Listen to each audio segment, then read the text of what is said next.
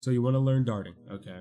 What darting is, which is what we need to know, is you slide into a wall, okay, and you let go of sprint, which partially glues you to that wall, so you're kind of stuck to it. So you kind of glide down the wall instead of falling down, which lets you stay in the air longer. And because you get to stay in the air longer, it allows you to go over pretty much every door frame, right?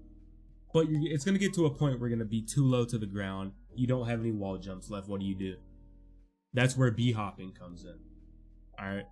B-hopping is essentially clipping the top of a door frame to where the game registers that you've touched it, but you still go over it, which will immediately replenish all of your wall kicks, give you all your wall kicks back, okay? So that way you can continue darting.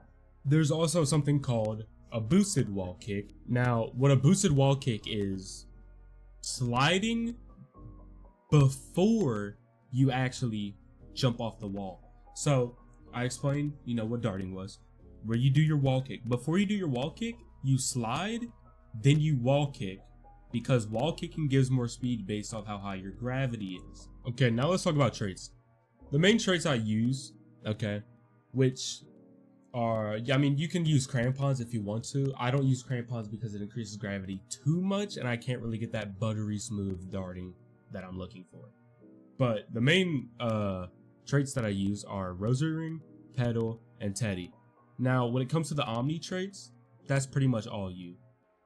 Okay, so for the keybinds. The keybinds, you want your crouch as left click. Pretty much everyone uses that when it comes to darting.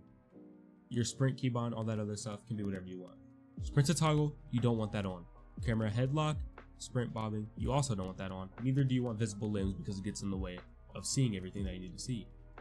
Now, camera tilting, screen shake, all that good stuff, you don't want any of that on because that hinders your actual ability to dart properly. So as for darting, if you take a look at my key presses, you can see just how I press my crouch and slide, how I slide right after I wall kick. Okay. Second I wall kick, I slide, let go of sprint, and you can repeat. And that's pretty much darting. So as for B-hopping, like I said before, you clip the top of a door frame, you get all of your wall jumps back. B-hopping is essential because with darting, you want to be in the air for as long as you can. Because once again, to be good at darting, you have to be on the wall in the air. That's why B-hopping is important, because you can gain all of your wall kicks back.